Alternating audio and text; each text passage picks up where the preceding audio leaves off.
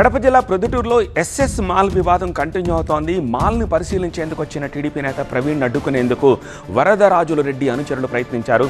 సిచ్యువేషన్ని గమనించిన పోలీసులు ఎలాంటి అవాంఛనీయ ఘటనలు జరగకుండా ప్రవీణ్ను ఇంటికి తరలించారు. దీంతో వరదరాజుల రెడ్డి అనుచరులు నినాదాలు చేసుకుంటూ ప్రవీణ్ ఇంటికి వెళ్లారు. ఇరు వర్గాల అనుచరుల మధ్య మాట పెరిగింది. పరస్పరం రాళ్ల దాడులకు దిగారు. పరిస్థితిని అదుపు చేసేందుకు ఆందోళనకారులపై పోలీసులు లాఠీచార్జ్ చేశారు. మాల్ దగ్గర భారీ బందోబస్తు ఏర్పాటు చేశారు. రోజు ఎవడైతే ఎస్ఎస్ మాల్ దగ్గరికి గొడవకు వచ్చినాడో వాడంతా రాచమల్లు ప్రసాద్ రెడ్డి దగ్గర 5 ఏళ్ళు రాచమల్లు ప్రసాద్ రెడ్డి తిరిగినాడు వచ్చినాడు. నిజమైన తెలుగుదేశం కార్యకర్తలు రాలే. తెలుసుకోవాలా ముందు మళ్ళా ఛాలెంజ్ చేస్తానా. ఇది ఎస్ఎస్ మాల్కి పంచాయతీ పక్కన పెట్టు. 30,000 మంది టీడీపీ కార్యకర్తలు ఉన్నారు కదా, రమణ్ కొండారెడ్డిని ఓటింగ్కు. నేను కార్యకర్తల్లో బహిరంగంగా సవాల్ చేస్తానా. మహానాడులోనే పెడదాం, పొద్దుటూరు మహానాడులోనే ఓటింగ్ పెడదాం. నేను మహానాడు దగ్గరికి కూడా రాను, ప్రాంగణం దగ్గరికి.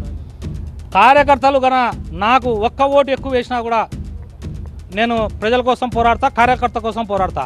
కార్యకర్తలు నన్ను వద్దనుకుంటే పోరాటమే చేయను. నేను కొండారెడ్డి ఉడత ఊపులకు రాచమల్లు సపోర్టు తీసుకొని కాదు ఈయన రావాల్సింది. నేను మళ్ళా చెప్తానా, మీ ఇద్దరు కలిసి రండి, నేను పోరాడానికి సిద్ధం. కేవలం పోలీసు వాళ్ళు ఎస్పీ గారు ఫోన్ చేసి అక్కడికి సిఐ గారు ఎస్ఐ గారు వచ్చి ఇది లాండ్ ఆర్డర్ ప్రాబ్లం అయితే మీరు రండి అని చెప్తే గౌరవంగా అక్కడి నుంచి నేను వచ్చినాక నా ఇంటికి 50 మీటర్ల అవతల నిలబడుకొని ఊళ్ళ కేకలు వేసి రాళ్ళు వేసే మగతనం అది. అంటే ఏందో రాళ్ళు ఒక 4 రాళ్ళు రేవి కేకలు వేసే అబ్బా మేము ప్రవీణ్ ఇంటి మీద దాడి చేసామంటే భయపడతాం అనుకునేవా? రాచమల్లు ప్రసాద్ రెడ్డి మా ఇంటి మీద దాడి చేస్తేనే నేను భయపడలే. రాచమల్లు ప్రసాద్ రెడ్డిని పిలుచుకొని రమ్మంటాడా ఇప్పుడు? వీళ్ళకి సవాల్ చేస్తానా. అతనే పంపించాడు కదా, అతని దగ్గర ఉండే మనుషులు ఈరోజు అంతా అక్కడ విజువల్స్ తీసి రేపు చూపిస్తా. రాచమల్లు ప్రసాద్ రెడ్డి దగ్గర ఎవరైతే 5 ఏళ్ళు ఉన్నారో ఆ వ్యక్తులు ఈరోజు మా వాళ్ళపైన దాడి చేస్తున్నారు. ఇది నేను రేపు ముఖ్యమంత్రి గారికి లోకేష్ బాబుకి ఫిర్యాదు చేస్తా.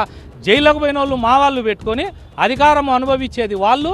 ఆ రోజు రాచమల్లు దగ్గర 5 ఏళ్ళు బతికి ఈరోజు సిగ్గు మానం లేకుండా ఈరోజు అధికారం కోసం కాళ్ళు ముక్తా బాంచనే ఉండరా?